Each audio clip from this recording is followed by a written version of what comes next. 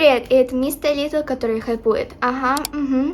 Несколько недель назад я снимала видео о моих страшных историях из жизни, и вам очень сильно понравилось это видео, где я рассказываю свои истории. И я решила то, что страшных историй у меня, к сожалению, больше нету, но есть много неловких историй. Да, как вы уже поняли по названию, сегодня я вам расскажу о неловких ситуациях, которые произошли со мной в жизни. В основном в этом видео будут истории со школы, не в основном, а в принципе все истории. Я вам расскажу сегодня 3 истории, потому что пока это то, что я вспомнила. Вообще человек, у которого неловкие ситуации происходят просто каждый день, и у меня это как-то со временем, знаете, становится какой-то обычным делом, соответственно, я это не запоминаю, но если у меня какие-то новые истории появятся в голове, то я обязательно сниму вам еще одно видео и расскажу их. Ну, конечно же, если вам понравится такое видео. И да, комментарии всегда открыты, пишите, делитесь своими историями, ну а мы с вами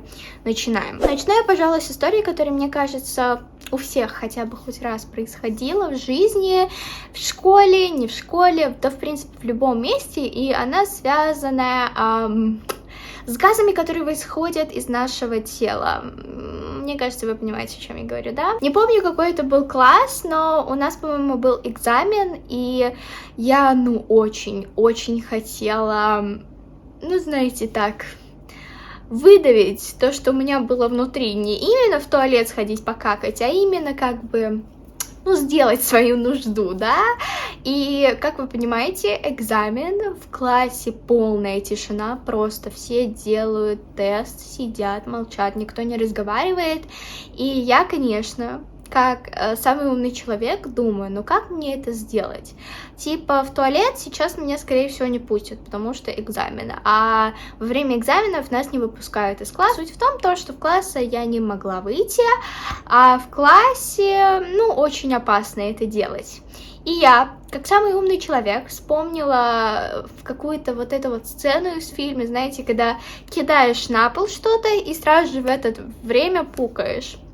Я подумала, все легко звучит, да, я уверена, что у меня это должно получиться. Я кидаю на пол карандаш, причем, знаете, прям так громко кидаю, что прям на весь класс звук, и пытаюсь пукнуть, пук не выходит в первый раз, и он выходит сразу же после того, как звук от карандаша перестал, знаете, упал он, звук перестал быть, и сразу же я пукнула. Вот тогда у меня вышли из меня газы. И учитель сразу же спросил, типа, кто чё кинул? То есть, потому что звук пука и звук ручки были примерно одинаковые, учитель подумал, что как бы это было 2 вещи, которые упали. Но я уверена, что в классе еще были те, кто поняли, как бы то, что кто-то пукнул, да, и сразу же учитель начал такой спрашивать, что произошло, я такая, ой, простите, у меня упал карандаш, и потом, я не помню кто, но кто-то сказал, вам не кажется то, что как-то не очень хорошо пахнет?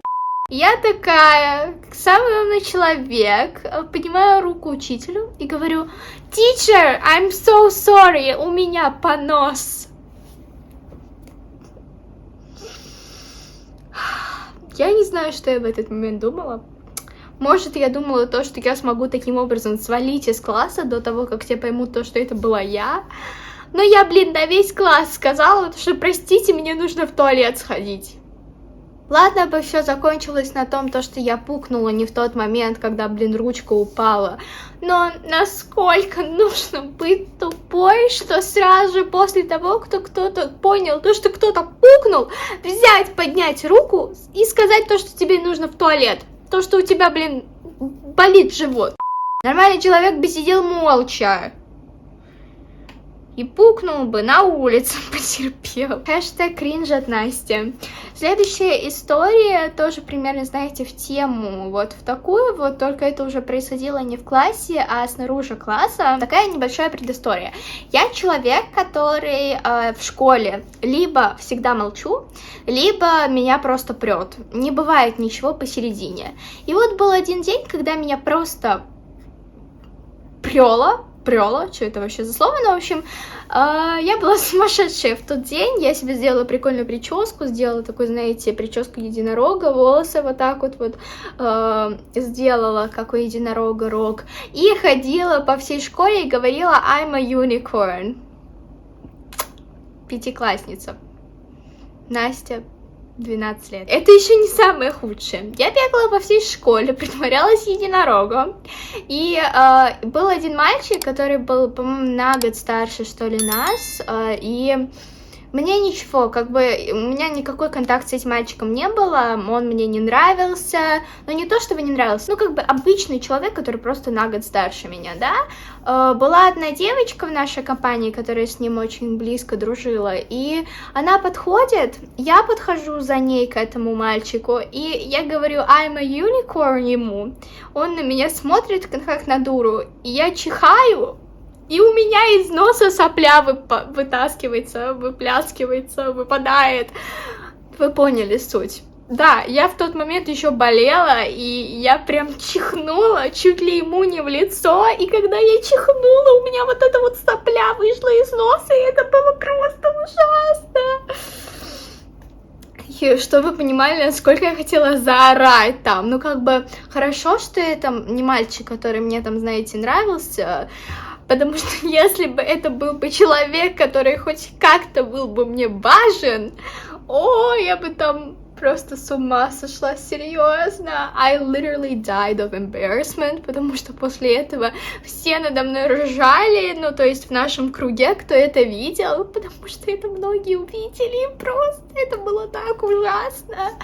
Мне кажется, это я точно никогда не забуду. Мне просто интересно, помнит ли этот мальчик меня и помнит, что произошло, потому что если бы я была бы им, я бы не знаю, что бы я чувствовала. Ну и последняя история, неловкая, embarrassing, даже не знаю, как лучше сказать. Она у меня произошла в 4 классе, также в школе. Был мальчик, который был на 2 года старше меня. Он мне нравился. Не знаю, почему он именно мне нравился, потому что внешне он как-то, знаете, сильно не отличался. Может быть, это было потому, что он многим девочкам нравился в этой школе, либо потому, что он просто был старшеклассником, не знаю. Но он мне понравился. Я рассказала девочкам в своем классе, потому что это был первый год, когда я там училась. Я как бы, ну, знаете, так... Типа просто спросили, кто тебе нравится, и такая, ну вон он. И я, боже мой, как же зря, что я им это сказала. Был урок скаутов, и он был на улице, мы тоже были на улице. Мои подружки к нему подходят и говорят, вот, видишь вон ту вот девочку, ты ей нравишься. И то, что было дальше, это просто трэш. Он такой, он не увидел меня сначала, он не видел меня, и он начал идти к нашему классу. Я, когда увидела то, что на меня показывают, когда он идет к нашему классу, я побежала в класс, спряталась за партой учителя. Спряталась за партой учителя и начала реветь. И... Чтобы вы понимали, я видела, когда он подошел к нашему классу, а у нас было огромное окно, и он подошел к этому окну, увидел меня, улыбнулся и ушел. И я просто died of freaking embarrassment. Боже мой. Мне кажется, я это никогда не забуду, серьезно, вот... Его лицо, когда он на меня посмотрел, я не знаю, что у него там в голове прилетело, но после этого мы с ним никогда не разговаривали. Нет, вру. Со временем, как бы, мои чувства к нему испарились, и мы нормально общались. Но вот этот инцидент в 4 классе, это просто. И это, главное, был первый мальчик, который мне когда-либо нравился. Первый и, наверное, последний. Потому что я в 10 классе, мне до сих пор никто не нравится. С того времени. Видимо, это травма. Боже мой. Ну, в принципе, вот и все. Вот такие вот истории. Знаю то, что кому-то они не покажутся прям супер неловкими, кому-то наоборот покажутся супер неловкими, но это то, что я пока вспомнила, как я вам уже говорила. Если я еще что-то интересненькое вспомню, то обязательно с вами поделюсь. Еще раз говорю то, что пишите свои истории в комментариях, я читаю, смотрю.